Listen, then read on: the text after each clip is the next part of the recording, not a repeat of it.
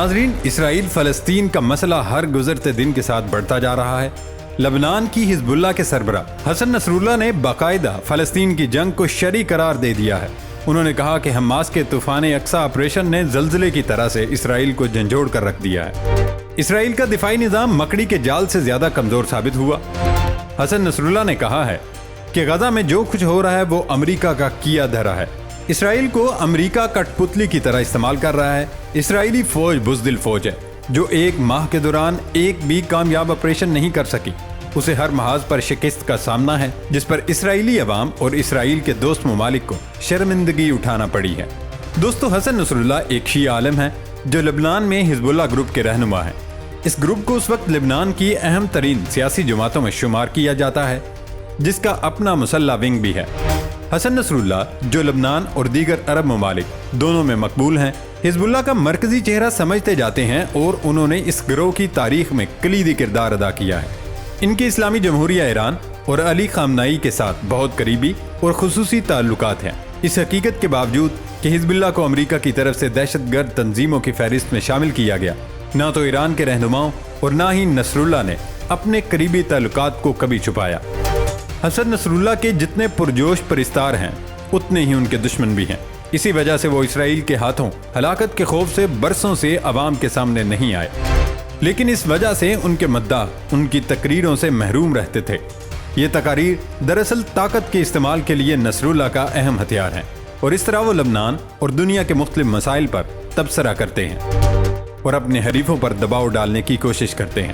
لبنان میں بہت سے لوگ 2006 میں اسرائیل کے خلاف حزب اللہ کی ایک ماہ تک جاری رہنے والی تباہ کن جنگ کو اب بھی یاد کرتے ہیں، اور انہیں خدشہ ہے کہ یہ گروپ ملک کو ایک اور تنازع میں دھکیل سکتا ہے۔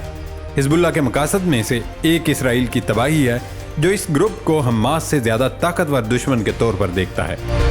حزب اللہ کے پاس ہتھیاروں کا ایک بہت بڑا ذخیرہ ہے، جس میں ایسے میزائل شامل ہیں جو اسرائیلی علاقے میں دور تک حملہ کر سکتے ہیں۔ ہزاروں تربیت یافتہ جنگجو اس کے علاوہ ہیں۔ اسرائیلی وزیر اعظم بنیامین نتن یاہو نے وعدہ کیا ہے اگر حزب اللہ تنازع میں دوسرا محاذ کھولتی ہے تو اس کا ناقابل تصور جواب دیا جائے گا۔ دوسری طرف حماس نے اسرائیلی فوج پر بڑا حملہ کرتے ہوئے 6 ٹینکوں سمیت 9 فوجی گاڑیاں تباہ کر دیں۔ حماس کے تازہ ترین حملے میں اسرائیلی افسر سمیت 19 ہلاکتیں ہوئیں۔ حماس اور حزب اللہ نے اسرائیلی فوج کو بٹالین کے ہیڈ کوارٹر پر بھی دھاوا بولا، اور شیبا فارمز کے علاقے میں بٹالین پر ڈرون حملے سے جانی نقصان کا دعویٰ بھی کیا ہے۔ گزشتہ روز غزہ پر اسرائیلی بمباری کے جواب میں فلسطینی مزاحمتی تحریک حماس کے عسکری ونگ القسام بریگیڈز نے لبنان سے اسرائیلی علاقے قریات شمونہ میں 12 راکٹ فائر کیے، جس کی وجہ سے ہر طرف آگ ہی آگ لگ گئی۔ اس کے علاوہ لبنان کی مزاحمتی تنظیم حزب اللہ کی جانب سے اسرائیل کو 19 فوجی چوکیوں پر حملے کیے گئے ہیں۔ اسی پر اسرائیلی فوج نے بیان جاری کیا کہ غزہ پٹی میں زمینی کارروائیوں کے دوران اب تک 25 اہلکار ہلاک ہو گئے، جبکہ 260 فوجی اہلکار شدید زخمی ہو چکے ہیں۔ اسرائیلی فوج کا کہنا ہے کہ اسرائیلی فضائیہ نے 150 پروازوں کی مدد سے غزہ پٹی سے زخمیوں کو نکالا ہے۔ لبنانی تنظیم حزب اللہ کے سربراہ حسن نصر اللہ نے کہا کہ حزب اللہ طوفان الاقصی آپریشن کے دوسرے روز سے اسرائیل کے خلاف جنگ میں شریک ہے۔ ہمارے حملے محدود لیکن مؤثر ہیں۔ اگر اسرائیل نے حزب اللہ پر جنگ مسلط کرنے کی حماقت کی تو اس کو بھیانک خمیازہ بھگتنا پڑے گا۔ دوسری طرف پینٹاگون نے اسرائیل کی مدد کے لیے غزہ پر امریکی ڈرون کی پروازوں کی تصدیق کی ہے۔ ترجمان بریگیڈ جنرل پیٹ رائڈر نے بغیر پائلٹ کے ڈرونز، جنہیں بغیر پائلٹ فضائی گاڑیاں بھی کہا جاتا ہے، ان کی تصدیق بھی کی۔ انہوں نے ایک بیان میں کہا کہ یرغمالیوں کی بازیابی کی کوششوں کی حمایت میں امریکہ غزہ پر غیر مسلح ایسے ڈرون پروازیں چلا رہا ہے، اور ساتھ ہی ساتھ ہمارے اسرائیلی ساتھی کی مدد کے لیے مدد فراہم کر رہا ہے، کیونکہ وہ یرغمالیوں کی بازیابی کی کوششوں پر کام کر رہے ہیں۔ دوستو، اگر ایک طرف امریکہ اسرائیل کی مدد کر رہا ہے تو دوسری طرف حماس بھی روکے نہیں جا رہا۔ آج ہی حماس نے اسرائیلی فوج پر بڑے حملے کی نئی ویڈیو جاری کی۔ ایک ہفتے کے دوران زمینی حملہ کرنے والے 23 اسرائیلی فوجیوں کو ہلاک کر دیا گیا، جبکہ حملوں میں 6 ٹینکوں سمیت 9 فوجی گاڑیاں تباہ ہوئیں۔ اب تو حزب اللہ کا غزہ میں جنگ بندی کے لیے دیا گیا الٹیمیٹم بھی ختم ہو گیا۔ لبنان کی حزب اللہ اور فلسطین کی مزاحمتی تنظیم القسام بریگیڈ نے مشترکہ طور پر اسرائیل کے خلاف کارروائیاں تیز کر دی ہیں۔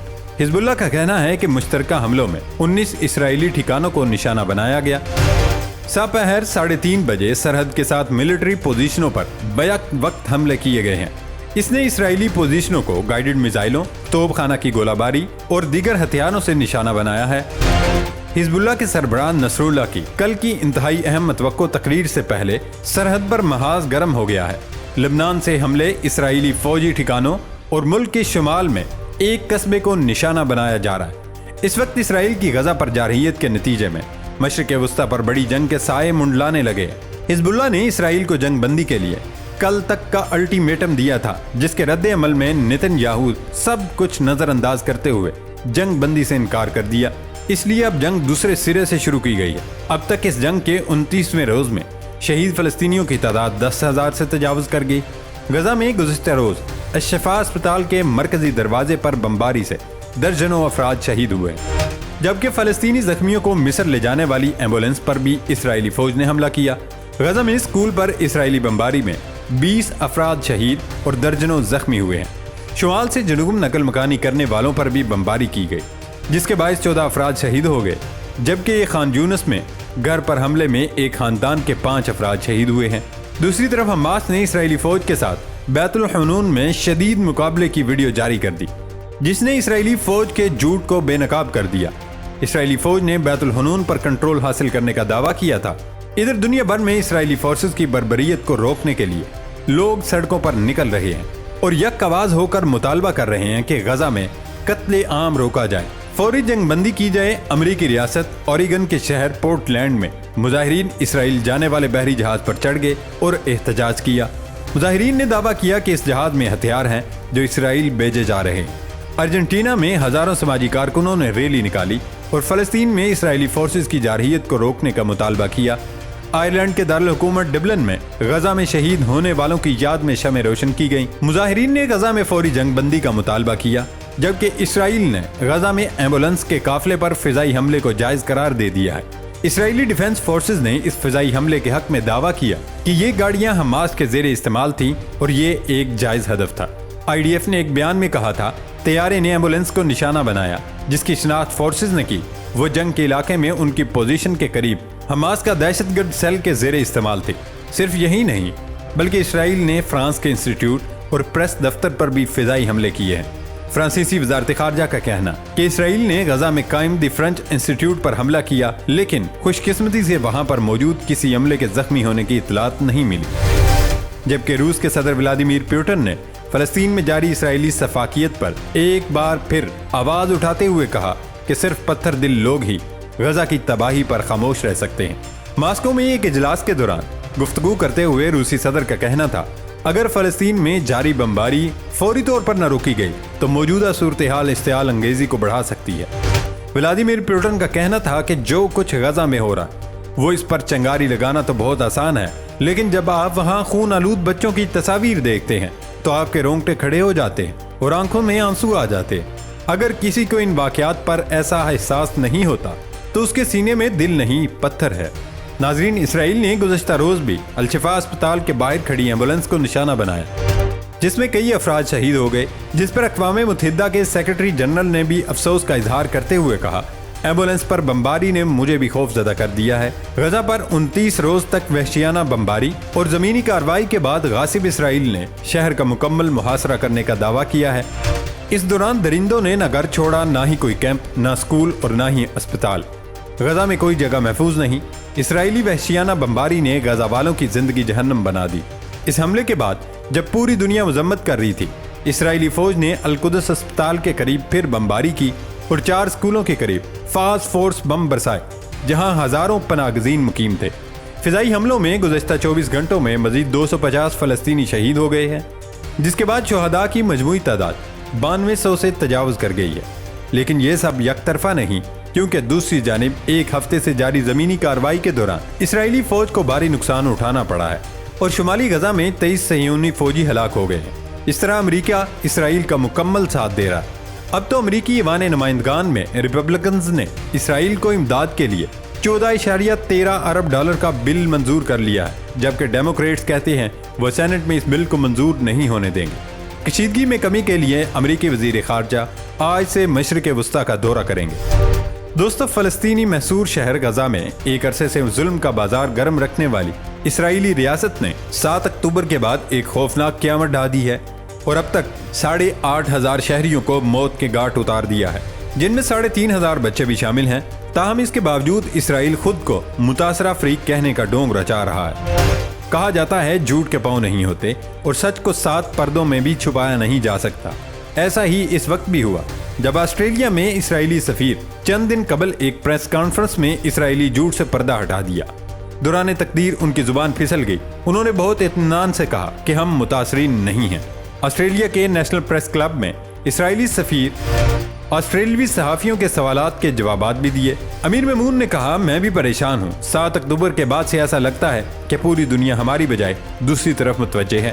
لوگ یہ تجویز کرنے کی کوشش کر رہے ہیں کہ اخلاقی مساوات بھی کوئی چیز ہے، لیکن اخلاقی مساوات جیسی کوئی چیز نہیں۔ ناظرین، اب تو اسرائیل میں بھی لوگ اسرائیلی وزیر اعظم کے خلاف نکل رہے ہیں۔ اسرائیلی عوام کا کہنا ہے کہ وقت آ گیا ہے، وزیر اعظم نتن یاہو استعفیٰ دے دیں۔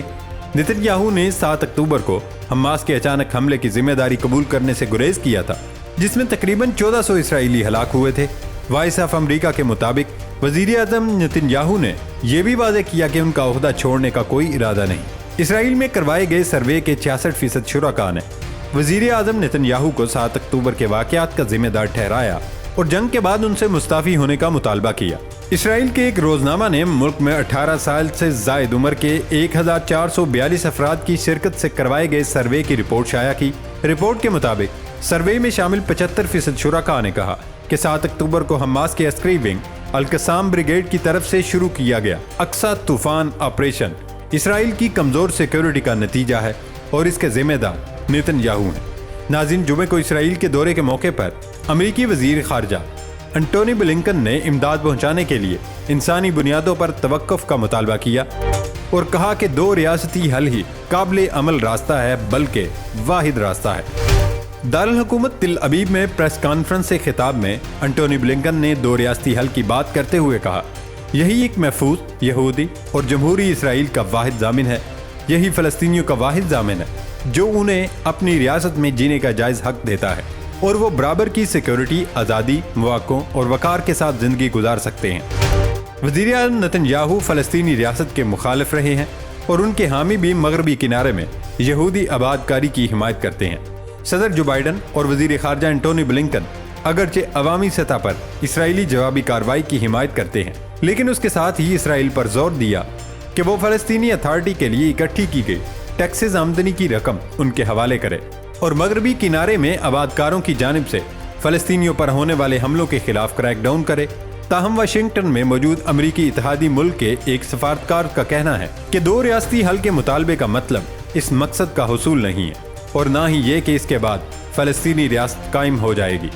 اسی طرح سے 2 ریاستوں کے ایک ساتھ پرامن طور پر رہنے کی حمایت فلسطینیوں میں کم سے کم ہو رہی ہے، لیکن پھر بھی اسرائیل کی جانب سے 2 ریاستی حل کی کوششیں کی جا رہی ہیں، جس کے لیے وہ خفیہ طور پر مسلمانوں کو غزہ سے نکالنا چاہتا ہے۔ اللہ تعالی ہم سب پر رحم فرمائے، آمین۔